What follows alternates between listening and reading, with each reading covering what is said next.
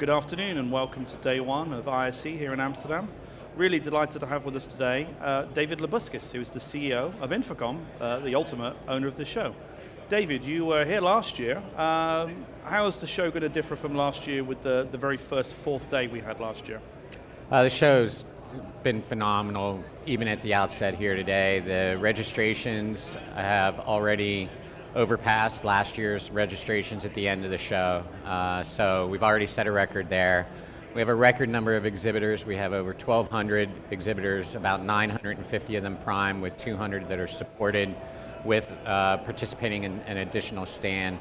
I think if you look around the show, the investment that continues to be added to the stands by our exhibitors demonstrates the strength of our industry and the strength of the show. There's a couple metrics you could look at. One is the number of people, another is the size of the show, but maybe the most important is the amount that the exhibitors are investing in the show, and they just blow you away. Yeah, we had a quick look around. I think the quality is definitely improving in all the different areas. The new halls are specifically particularly good. I know that lots of people are looking at the AV drone or the drone section, and the digital signage hall is fantastic. It's been going for 6 or 7 years now.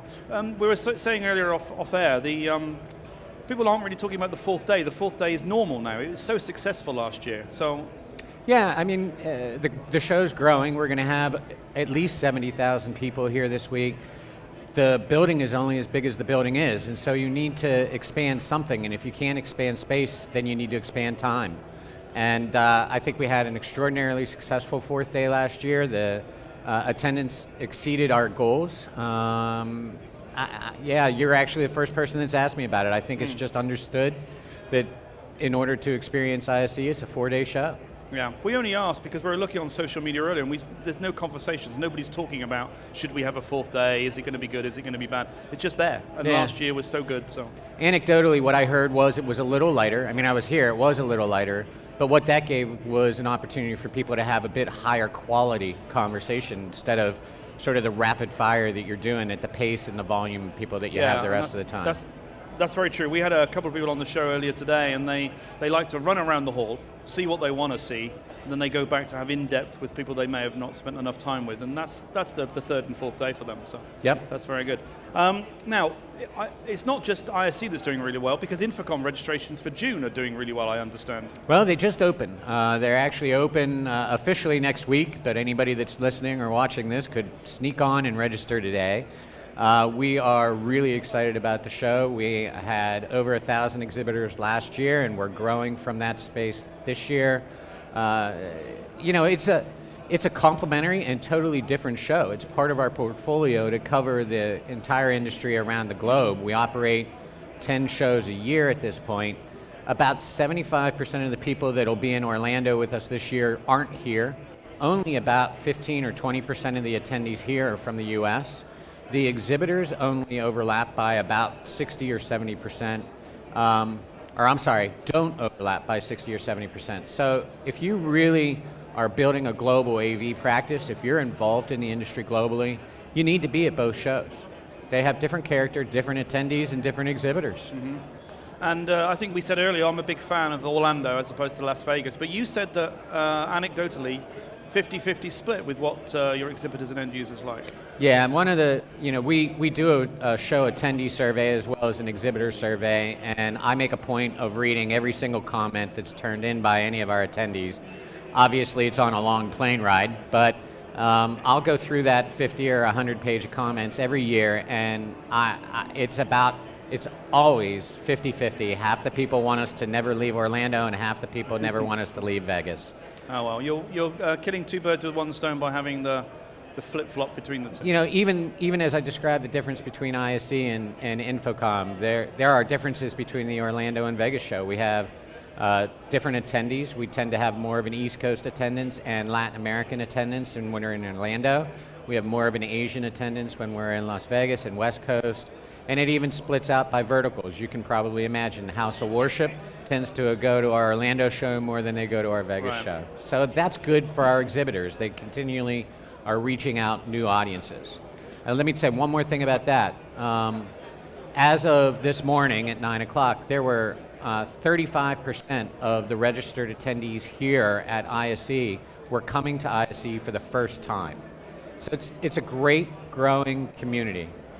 That's really good. And one of the things about community as well is that you guys are doing so much in education and setting standards and things. There's a couple of events you've got on this week. One of them is a Thursday event, the Future of Integration.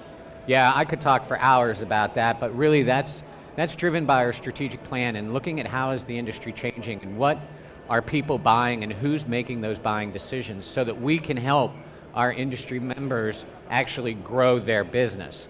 So we're going to talk there about how integration is shifting from providing elegant technical solutions to supporting the outcomes and solutions that are demanded by the buyer.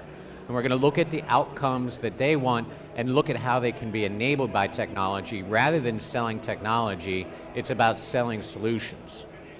So this is a show that's on Thursday. How will people find out about the registration? That's They can get information for registration online. They can stop by the InfoComm booth, which is right out of Hall 12 at the top of the escalators at that entrance over there.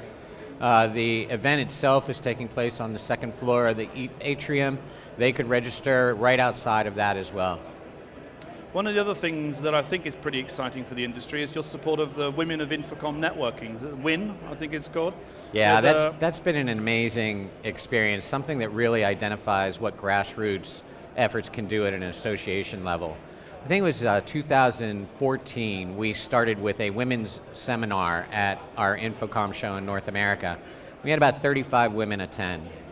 One of the pieces of feedback we got was, this is great, focus in on us, but we're working. We don't have an entire day to give to this, turn it into a breakfast. So we turned it into a breakfast the next year. We had over 200 attendees. It's continued to grow a pace of 50% or more every time we do it. And what's even more exciting is at each of these shows, somebody from another country has attended that breakfast, and it's probably an overstatement to say it's gone viral, but we're holding Women of InfoComm network events all around the world. The most amazing one was India this past year. The strength of character that's required to identify yourselves as professional women in some of the economies that we're working with in the rest of the world, it's just a phenomenal heroism that you see that's talking about bringing diversity, bringing innovation into the industry. As you can tell, I'm very passionate about it. I think it's a fantastic evolution for AV. Yes, no, it's a very good thing. It's good that you're doing it. Somebody needs to push that forward, so that's great. My last question for you is, if you're a first time here, you said 35% of the people are new here. What's the one thing that you want them to take away when they leave on Friday? The magic, the excitement, what you can do for your customers, the opportunity that exists in this industry. We are growing at various rates around the world, but without exception, we're growing faster than the GDP is growing in every single region in the world. I can't imagine anybody spending a significant amount of time at this show this week not walking away from it saying, my business can grow, I can do more, I can do better, I can engage with my customers more effectively. That's the message of AV. David Labuskes, thank you very much indeed.